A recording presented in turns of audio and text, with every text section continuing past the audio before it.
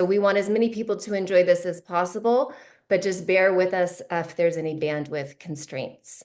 So I'd like to introduce myself. Hello, my name is Catherine. I have worked in lots of different fields of my life. I've worked in international development. I've worked in education, both in front of the classroom and behind it.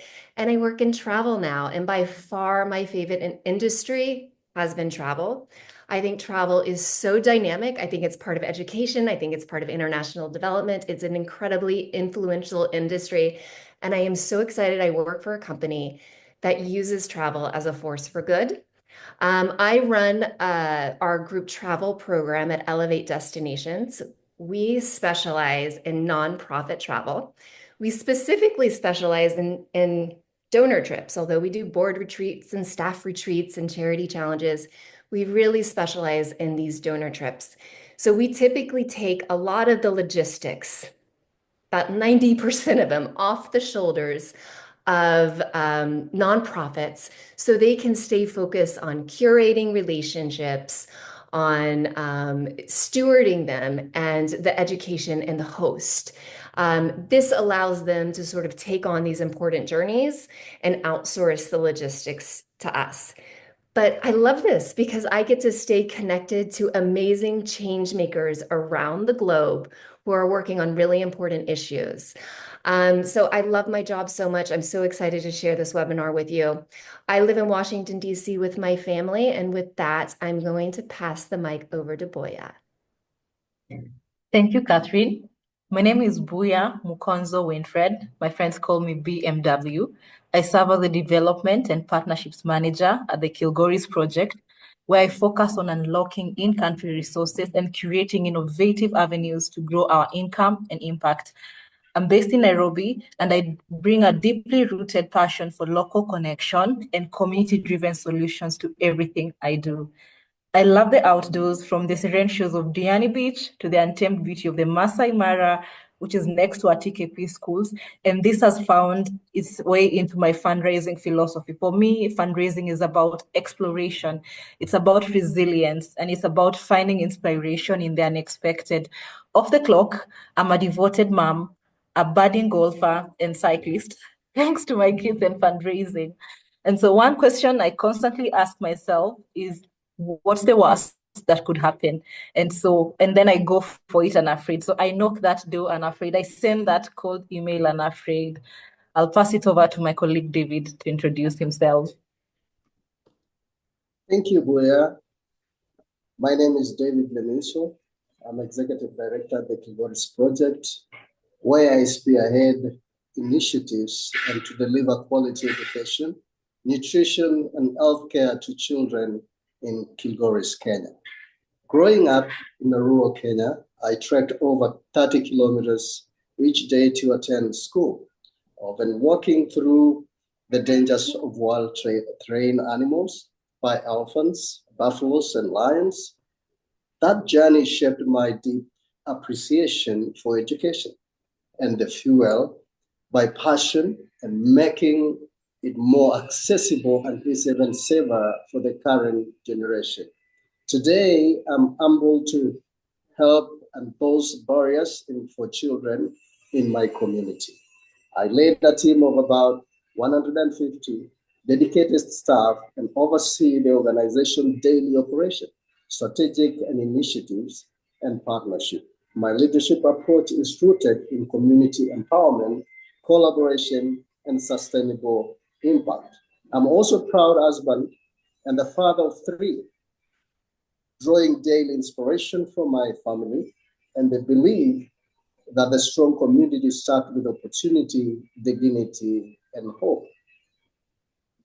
Great. Thank you for that, both of you. And with that, I wanted to also share a snapshot of Kilgoris's organization, because we're grounding the conversation in their donor trip for Donor Nationals, and it's important that you have a little bit of background about what they do. So with that, I'm going to share a video in one moment. Can you see my screen? Okay. If I could describe the Kilgoris Project in 3 words is life-changing organization. We study very hard. Our teachers encourage us to work very hard to be self-reliant. The Kilgoris Project changes lives of the kids. That is why I'm here.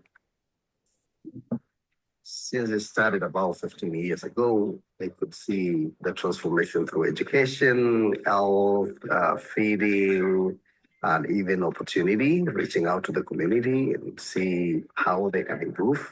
Our parents work very hard. Sometimes we don't get our needs. So when we come to school, we are sure of getting our breakfast and lunch. We are so excited because we have something to take.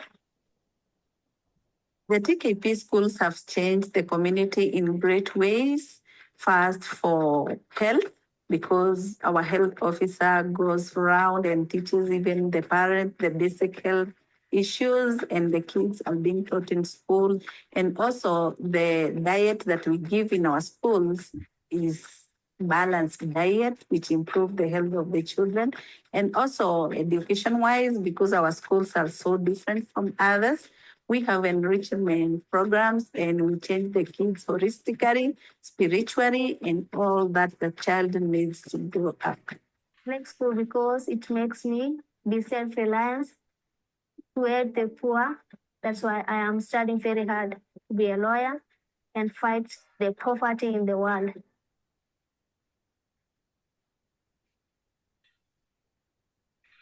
All right. Apologies, I think it just stopped, but I think you have a good snapshot of some of the work that they do. Great. So with that, I wanted to just summarize why we're actually having this conversation. So why is a travel operator sitting here talking about local philanthropy? So over the years, we have hosted lots of different webinars and workshops for our clients. And since we specialize in philanthropy and donor trips, we are constantly intersecting with geopolitical issues and social issues and the ever-changing landscape. And obviously, since the cuts to US federal funding and the changing of different sources of revenue for organizations, we thought, when we heard about what the Kilgoris Project was doing, we thought, you know what, we want to share this with our clients. We want to share this with our community. So that is why we're taking a moment here to sort of ground it in a new innovative approach to local philanthropy through travel. So this is an opportunity for everyone to learn, and we are incredibly thankful to have people from the Kilgoris Project here to sort of explain the journey and how it works. The snapshot of this agenda is that we're going to talk about Kilgoris's sort of local fundraising strategy within the Kenyan context. We're going to talk about why they decided to run a local donor trip. We're going to spend a lot of time talking about the impact of a local donor trip, which is very different from an international donor trip. And then we're going to compare the differences between an international and local audience and a local audience on these trips and sort of future plans. We're going to try to save enough time at the end for Q&A. You are welcome. If you have a question and you have to jump off, you are welcome to put it in the chat and we will get to it sort of in a Q&A dialogue post webinar, which we will answer. So with that, I'm going to pass the mic over to David to get us started. Thank you, David. Thank you, Catherine. At the Kilgoris Project, we started diversifying our functional fundraising priorities a few years ago. We are a Kenyan-led organization, and we saw a chance to grow our fundraising efforts within Kenya by building local partnership.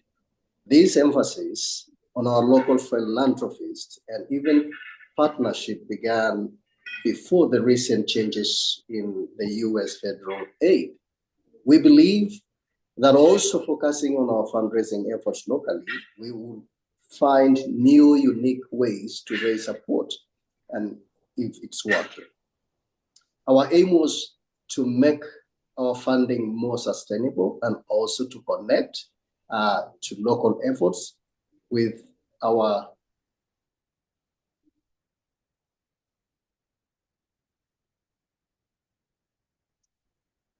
creating a strong in-country fundraising strategy is a direction many international NGOs will also start to take.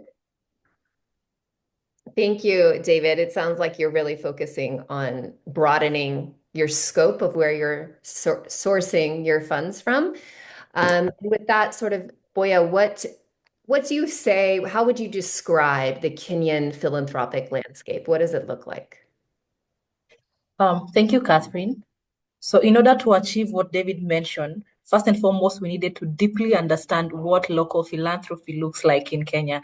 And so my position was literally created to study the Kenyan philanthropy and find ways to engage it.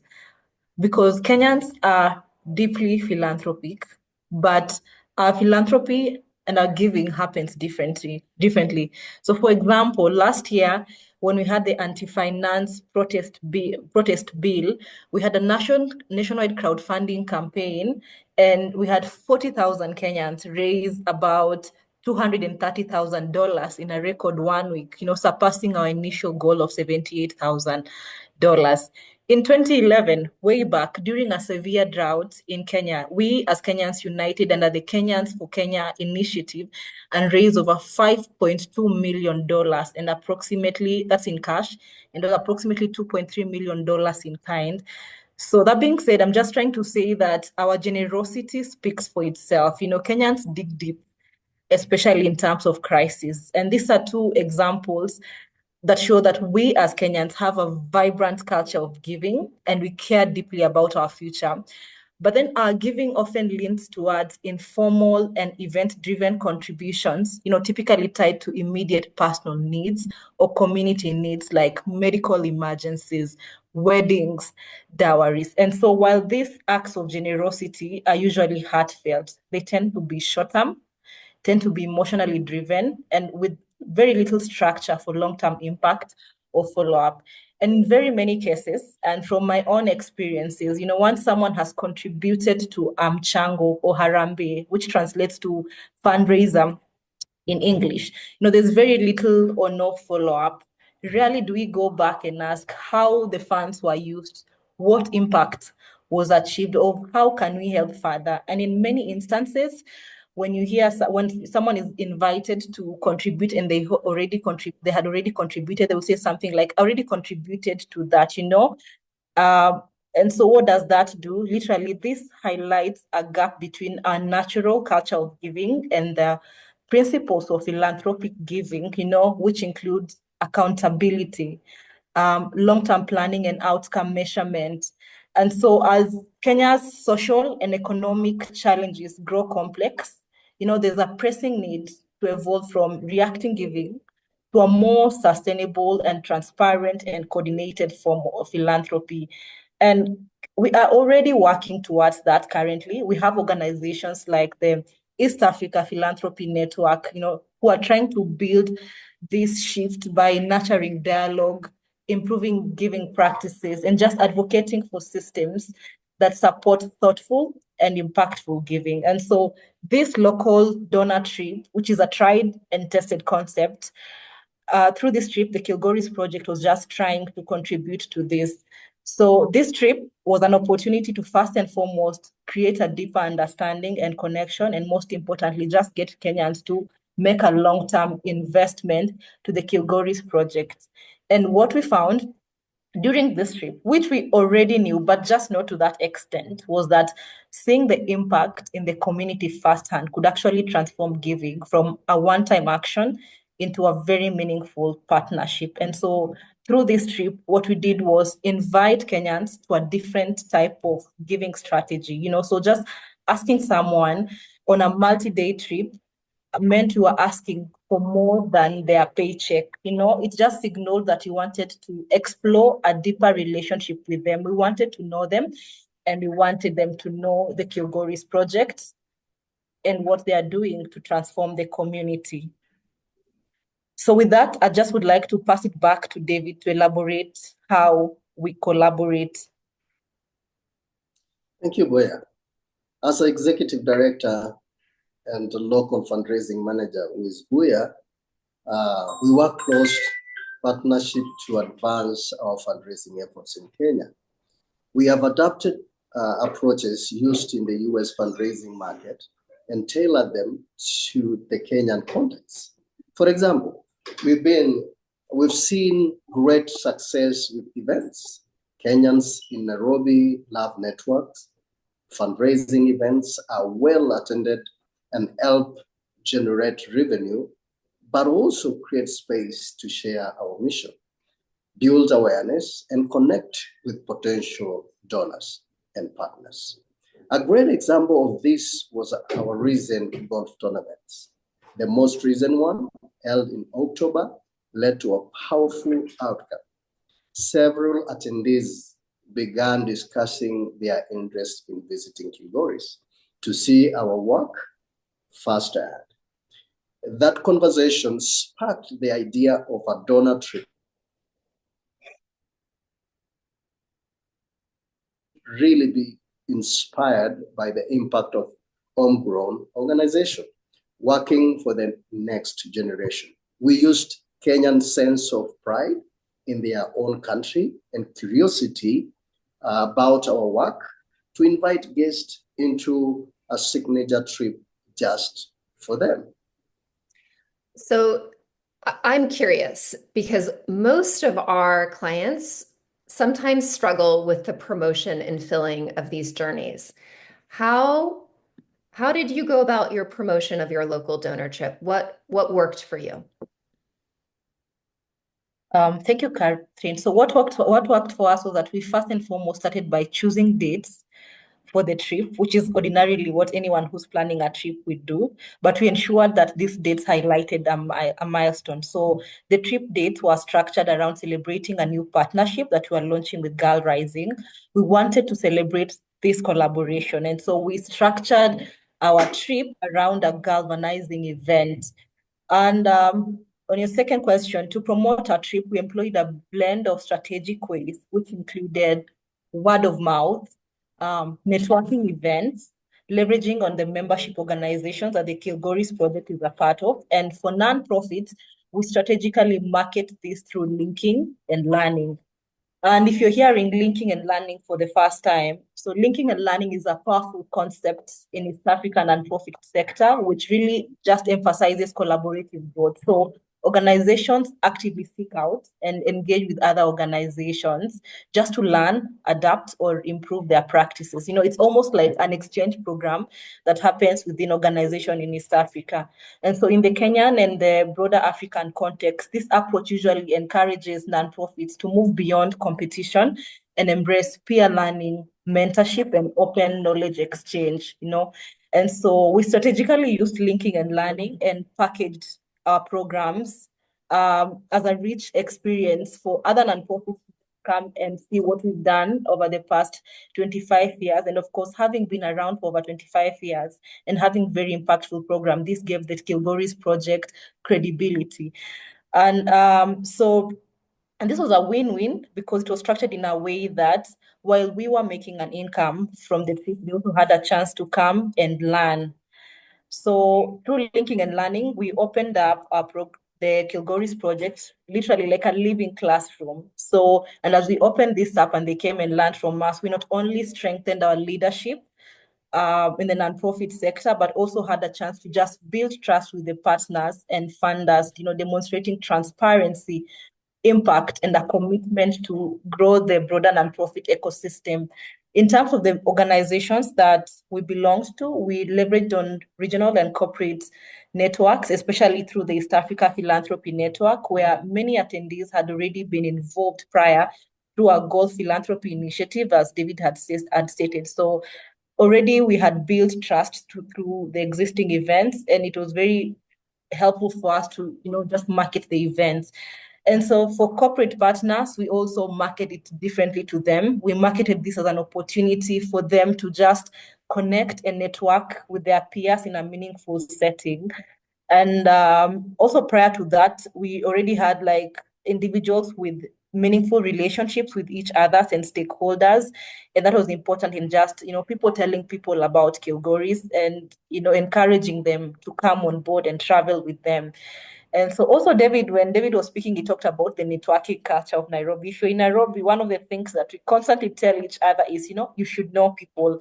So the attendee list was actually a tool that really helped in bringing people together, because in Nairobi, connections are important and people in Nairobi are looking for spaces to build networks. And so this attendee list helped to do that, because it was important that we let people know who else was coming to inspire them to come. So we started sharing who was coming with others who are considering joining. And so we did this through existing events and our existing connections. So it sounds like you used the linking and learning budget that nonprofits have. You use networking events that exist within Kenya, and membership organizations that you're a part of. And then you actually like advertised the attendee list. Is that right? Correct. Look who's coming. All right. So with that, David, can you just tell me about the actual journey? Give me a quick snapshot of what the trip looked like. Awesome, Catherine. The final way we really marketed this trip was through existing events like the golf tournament. News of the trip grew organically through existing relationships and networks, demonstrating the strength of word of mouth and engagement. I'm always encouraged to people to come to Kilgoris and also the events, and everyone got excited about this idea. So how did the journey actually look? What did the itinerary? Give me a snapshot. Okay, this journey took much less than time to fill a launch, approximately 3 months, which is very short, which is a smaller lead time than what we need for sure for the international trip. The trip began just with everyone meeting in Nairobi. We started by sitting together over chai. That is a very common thing in Kenya, at least to be able to introduce ourselves.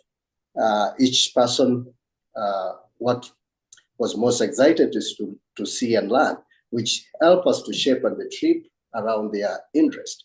We also talked about the expectation, which gave us something to reflect on later. After visiting the campuses, it was great to compare the actual experience and even what I had imagined.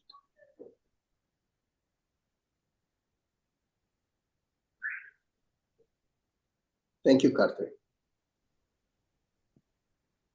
So what else did the trip look like? Did you have, how long was it? How many days? Boya, do you remember what it looked like?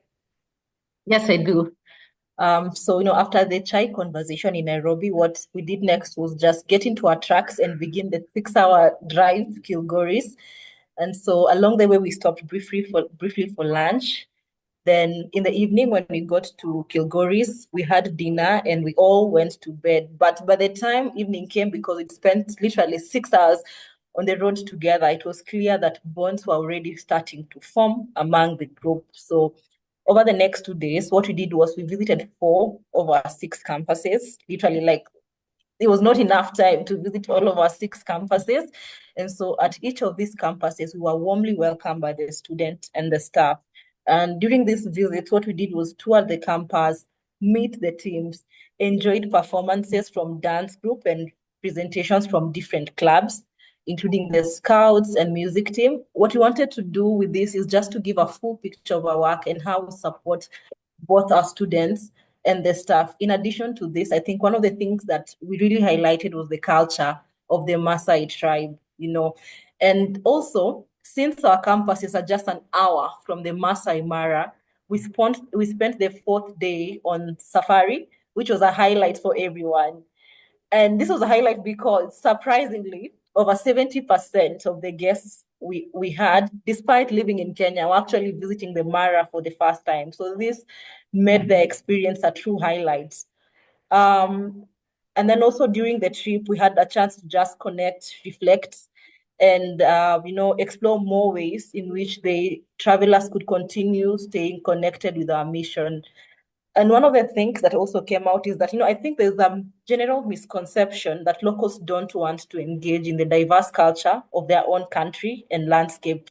And what we found out is that they do. We do, like there's a lot that is enticing and different, than what we have in our own backyard, despite living in the same country. On the 5th, which was also the final day, we made our way back to Nairobi, after a heartfelt farewell from the TKP leadership team in Kilgoris. And so since then, the group has stayed in touch through a group chat. We created a WhatsApp group because we purposefully said we want to stay connected, where we continue to share photos, weekly highlights, and support each other's work just to ensure that this connection is long lasting. So it sounds like the group really bonded. Other than just the group bonds, Boya, what would you say like the overall impacts were from the journey? Oh, that's a very good question, Catherine. So of course, when we were coming up with this trip, we expected that first and foremost, everybody that signed up would actually show up on the D-Day, and TKP would make an income out of the trip, and that the visitors would have a chance just to get the first-hand experience on how we run our projects and hopefully support this work. However, when the Kilgoris Project welcomed this group of Kenyans, nationals, so first, and none of whom were Maasai and from the Maasai community, something remarkable unfolded.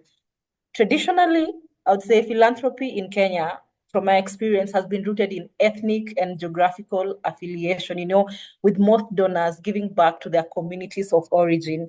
And so this journey challenged that model, because we had individuals from Kenya's largest tribes, all of them from urban centers, Nairobi, traveling to Kilgoris, not because Kilgoris was home, but because they were moved by the mission, and in doing so, this really redefined what it meant to give locally. One key distinction also between international trips that we also host and this donor national trip is that Kenyan donors are very close to the issues. They didn't need an explanation about rural hardship because we've grown in hardship, we've witnessed it. And yet still, as they're going to the community, they approach the community with curiosity, they approach the community with respect, and they approach this Maasai community with a desire to learn. Also, because of the curiosity, the cultural exchange was deeply personal.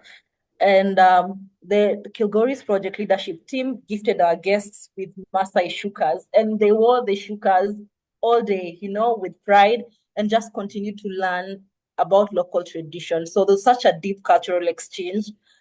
There's such a deep cultural exchange in a local donor trip. Now, what we didn't anticipate is also the impact that this would have on our students. And for our students, the impact was profound. Hearing Swahili from successful Kenyan professionals created an instant connection. It was almost like these are our people. For many children, this was the first time seeing local philanthropists who looked like them, spoke their language, and came from similar backgrounds. And so in this trip, representation wasn't just symbolic, it was transformative. And teachers also just observed a surge of pride and aspiration in students. And for students, I think what really moved me was the idea and the realization that the students too one day come back and give to the Kilgoris Project. Like just that realization of that idea became real. And, one teacher noted that in the first time in 25 years, this is the first time we've had Kenyan nationals visiting. And this was both surprising and deeply meaningful to them. To our staff also, when we were creating this trip, we didn't think that it would have such an impact on our staff. Considering Kilgoris is remote, it's very surprising to find members from different tribes in Kilgoris. And so we witnessed an impact on our faculty and professional leaders during these visits, where I'd say about 75% of our staff are Maasai and then 25% from other tribes. And so our executive director, David, was very intentional when making introduction and also just mentioning the tribes that the different visitors were coming from to foster intertribal dialogue and connections. Another thing that was very interesting was that, which we had not planned for, was that among our guests, we had two individuals with physical disabilities, an encounter that opened new layers of impact, I would say. So during this trip, we noticed that there was one of our visitors actually just met another visitor who had a similar disability, and the exchange was incredible. So this exchange ended up into a discussion on how this visitor was going to fund the surgery for this specific student, and this was life-changing and transformative. One, because the parents had tried to get that corrective surgery done, but they didn't have the resources. And so it was very remarkable, because then during this visit, one guest was able to fund that. So what makes a local nationals donor trip unique is that, in addition to the resources that they are giving, there are many other avenues of local donors to engage, and you're already having conversations about supporting surgeries, like I have mentioned, mentoring teachers, guiding graduating students, and also we've had offers to provide internship and job opportunities to students. So for local nationals, their presence goes just beyond philanthropy. I would say it opens doors to long-term partnerships rooted in shared identity and sustained commitment.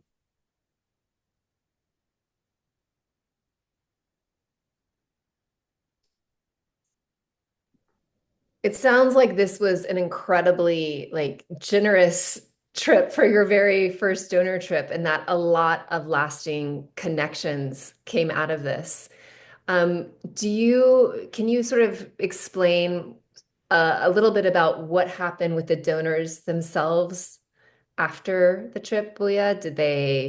Have they stayed in touch? Are they supporting events? What does that look like? Yes. I would say that this trip, specifically for the donors, it sparked very deep and lasting connections. So what began over shared meals, campus tours, and safaris evolved into a very strong and collaborative network. And so they created a name for themselves. They call themselves Parentime, the pioneers, because these are the first set of local nationals to come and visit. And they're now ambassadors who are working to create change and to amplify our work in the different sectors. And so between when we had the trip and now, we've had our work featured through 3 different podcasts. We've had video testimonials. We've had TikTok videos highlighting our work, and webinars just like this to help expand TKP's reach. Also, we have several of the guests who just stepped into leadership roles, and they committed to hosting events, sponsoring initiatives, and some who were running businesses decided to leverage on their businesses to support our mission, from fashion campaigns to golf partnerships. And so what this has done is what they have done is they've ensured that they've opened doors through their personal and professional connections to introduce TKP to new donors and collaborators. Now, another thing that I want to highlight is that while every participant made a financial commitment, the approach was diverse, ranging from personal donations to activating corporate relationship. But what's very significant from the local national trip was, the collective momentum. So what we've learned is that, these donors aren't just giving. Apart from giving individually, they're working together to sustain and grow TKP's momentum and impact. I did not speak about the outcomes from the linking and learning that we are using as marketing. So for these 3 nonprofits that were on board, when they came to the Kilgoris Project, they saw activities that they thought we could best collaborate on. And so we are currently working with each of these 3 nonprofits to co-apply for funding together. And finally, to the Kilgoris Project community, the impact on us was incredible, and even to our staff, it was like, this is doable. We can actually do this. We can rally people within our communities to create change. So which would ideally make us one step less reliant on foreign aid. So this was very impactful, I must say. I honestly, Boya, when you started initially describing the impact of this trip, I said, oh my gosh, our clients need to hear about this. So I'm really glad. I mean, that is a diverse amount of like return on your investment on a journey. And it's not just the typical financial transaction. There's a lot more diversity attached to the outcomes of that journey. So I want to ask David, I know you also run international donor trips. And those are also successful, and you do quite a few of those. But could you sort of summarize like the differences between an international donor audience and a local donor audience and what you're mindful of? Thank you, Catherine. Yes, there have been several differences between these two journeys, that is international and local. First, the TKP offers month-long visual cultural orientation based on the manual that is foreign to familiar book. Maybe most of you understand it. This is a training help to participants understand the cultural differences and prepare them for their cross-cultural interaction.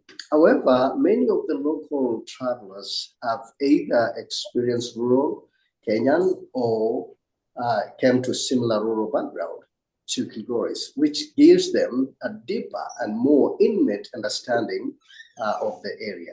They don't need this training.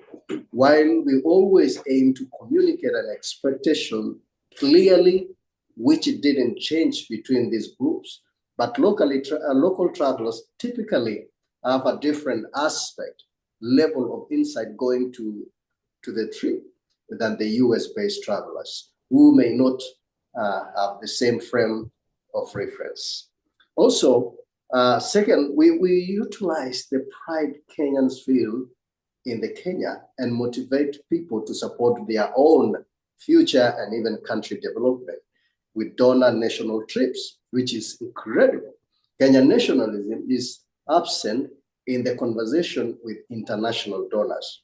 We focus on what Buya said earlier, Kenya for Kenya, and we say hashtag Kenya, Daima, that is the future is in our hands. And the third thing that I see is differently is another important factor is the cost. Imagine with what is happening right now, with no flights required, the lodging in Nairobi, unnecessary cost for the trip is more manageable and comfortable for the local participant. There are often local rates at national parts of the residents. And also, we can see the fourth point is the outcomes of the local trips are distinct when compared with the US donor visit. Typically, US donor trips results in financial contribution. However, with local Kenyan nationals, there is more diversity in the impact and great opportunity for the long-term partnership building locally, including supporting our alumni when they graduate locally. Many of the local travelers have now become the ambassadors for the Kilgoris Project, representing the organization in various settings. They continue to foster connection, which is a great thing, making introductions significantly expand our outreach. The donor national group is also still very active. They are discussion of organizing a future trip, which is wonderful. The Kilgoris, which is to Kilgoris, which is a group further strengthening the relationship and expanding our reach. This effort through reunion, testimonial, and expanding outreach are key transitioning from one-time donation to sustain continuous support. Thank you for that, David. And I can tell that you have continuous support because David is actually taking this meeting from the office of someone who was on that local donor trip, because David just got off a flight from Nairobi and they are opening up their own offices to you after this journey, which I think is just so amazing and lovely. So Boya, like what was some of the feedback and what's next for you for these local donor trips? So in terms of feedback, the greatest lesson that we've learned is that you can actually use a trip to reshape the way a person thinks and feels about philanthropy. And so this trip, I keep saying it's a tried and tested concept, literally just proved that we can move Kenyans towards long-term giving instead of checkbook philanthropy. And so for that reason, we have 2 more trips in the pipeline to do the same thing. 2? Yes, 2. And have you filled those trips, or are you still filling them? One is filled, one is yet to be filled. And I would like to invite anyone who wants to come on the trip with us. That's perfect. Yeah. All right, so you've just gotten an open invitation. If you want to go on the local donor trip, just let us know after the webinar, and we'll be in touch. But I'm like genuinely excited for you, and like the pathway that you've built for yourself within local philanthropy. And I'm also like sincerely grateful that you took the time to just sit down and share your journey. I think it's really meaningful that the Kilgoris Project is truly trying to sort of break down barriers within the area of fundraising and philanthropy and be much more collaborative. So I just want to acknowledge, like, we appreciate you sharing all of this with a wider community.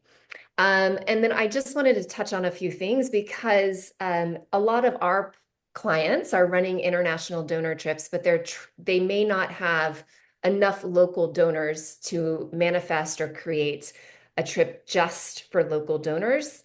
So I just wanted to share a few things that we've seen work in terms of incorporating local philanthropists on these international donor trips, if you are sort of wanting to play around with this model. So we've had some organizations invite local philanthropists to strategic dinners. So they may invite maybe 4, and then they make round tables and have one local philanthropist at each dinner table, and they have sort of a programmed conversation about local philanthropy, why they're involved, their philanthropic journey. So they're really inviting them on in a more sort of host collaborative way on the journey and engaging them. They've also joined just for a selected part of the journey, because obviously they have homes in the destination. So maybe they're just joining for that selected part. If you are working with a travel operator, it's important to flag that in advance, so they can make sure they're providing, residential costing for that local, because it's often very different for an international if they're going to national parks or whatnot. And then also we've seen some organizations actually bring in a local philanthropist to act as a host. They either host a dinner or they may even host some of the orientation. They may join a Zoom call in the beginning and sort of talk about their journey with the organization. So these are different things that we've seen organizations play along with to start incorporating local philanthropists on their journey. And with that, I'm going to just say the remainder of the time we have on the calendar is for Q&A. My colleague Sarah is going to call on people. You can raise your hand or you can type a question in the chat and we'll try to get to both. So feel free to ask any questions that have come up for you.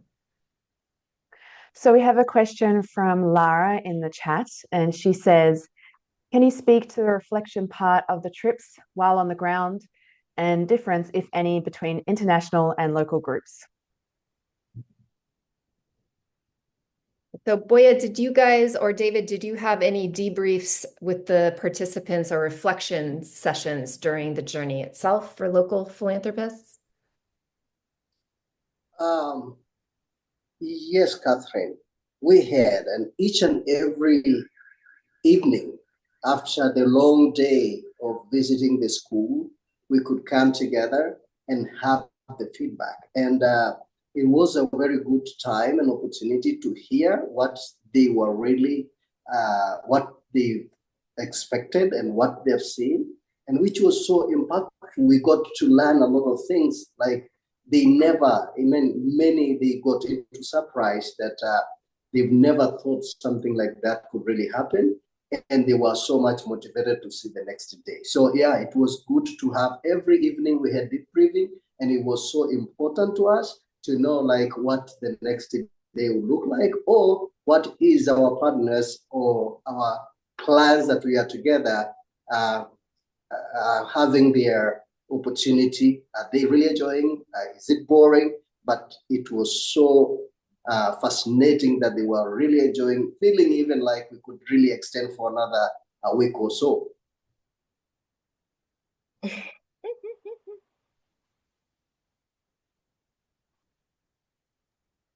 And did anyone else have any questions? Either put your hand up or feel free to comment one in the chat. Oh, yes, we have one from Rebecca.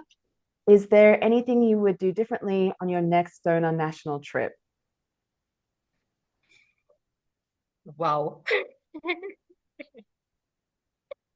Yeah, that's interesting.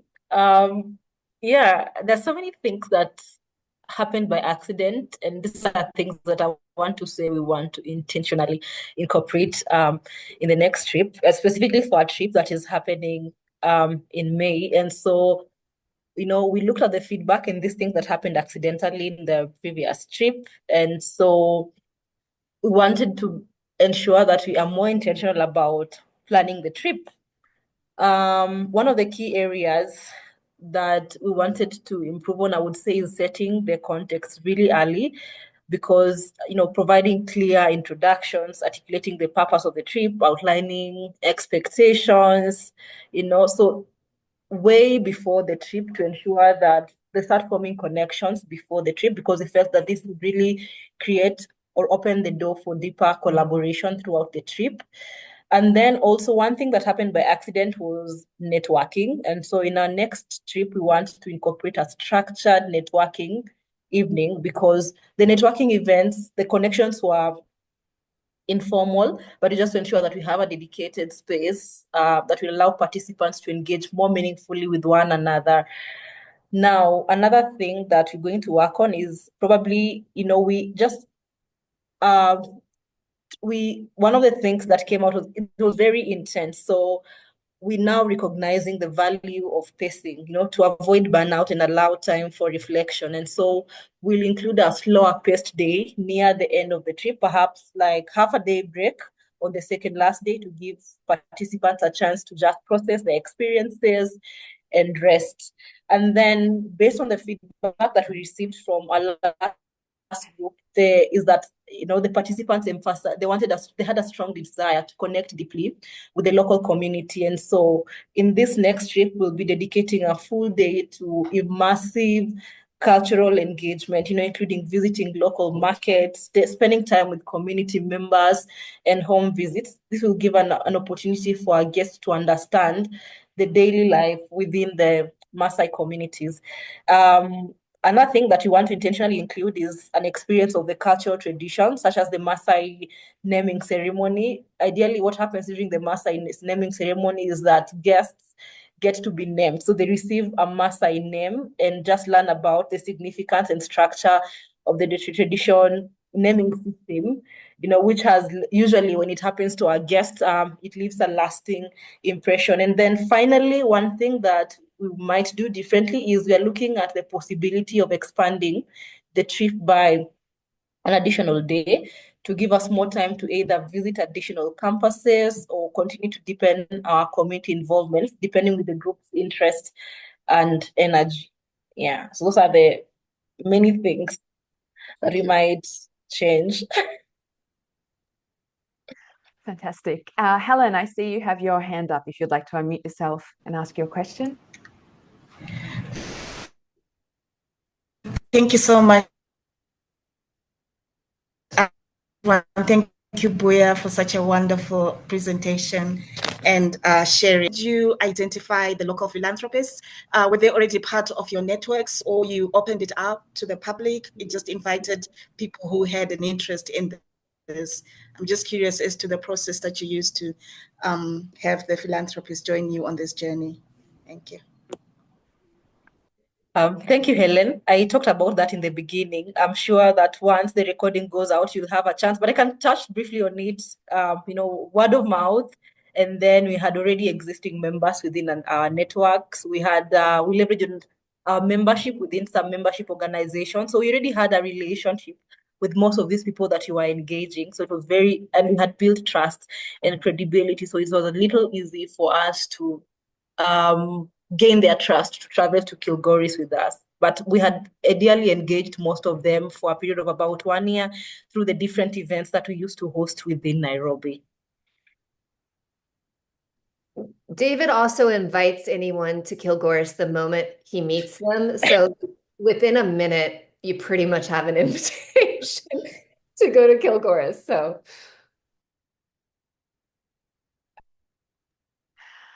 okay. We have a question from Latoya, who says, how do you balance international donor trips to include cultural experiences as well as learning more about the organization?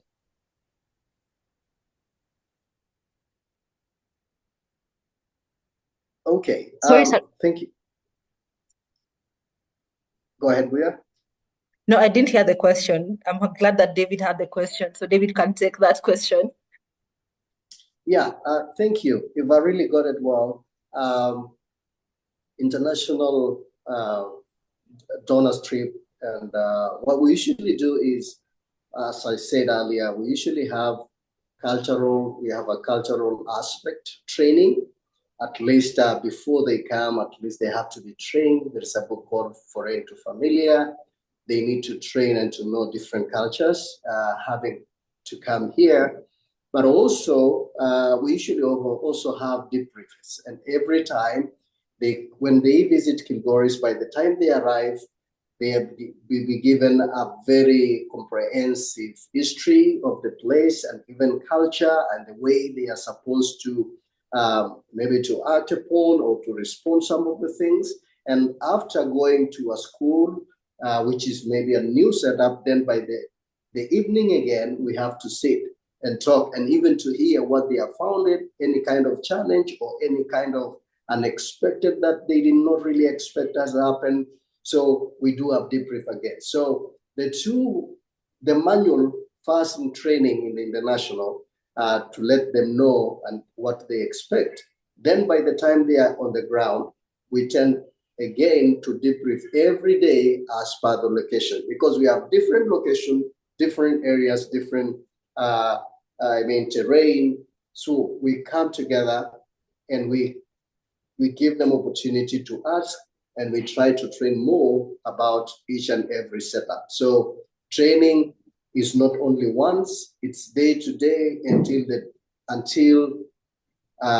the training or the visit is done, because there is new concept each and every day, new thing that comes along on their trip every day. All right, fantastic. And Abby would you ever run a donor trip with both local donors and international donors on it? What problems or advantages would you foresee for this? That's a very good question. I think I'd like to explore the idea of a trip that brings together both local and international donors. I'd say, of course, the dynamics are different, particularly in terms of cost and the flow of the trip.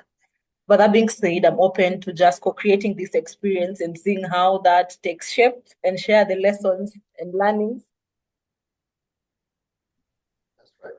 I think one of the challenges, honestly, is costing, because it's very different for an international donor, for a local donor in terms of expectations. But I think there's advantages and disadvantage of it. Like, it's really amazing to see local philanthropists that are engaged in the work that you're engaged in. And it's also beneficial for local philanthropists to see people coming around the globe to invest in communities too. I think it both can inspire each other. So with that, I want to just acknowledge the time. If you have any additional questions, feel free to just put them in the chat and we'll write them down and we'll send out the answers with the recording of this video. But I want to wrap up and just say thank you so much to David and Boya. You have been tremendous. David literally just got off a 24-hour flight and jumped straight on. So I am so appreciative. of your willingness to do this, although you are jet lagged. And I also just sincerely appreciate your thought leaderships and your insights and your generosity around sharing ideas with the community. I feel like you really are leaders when it comes to fundraising and philanthropy. So thank you so much. And with that, please feel free to sign off, and we will send out the recording in about 24 to 48 hours. We really appreciate you attending.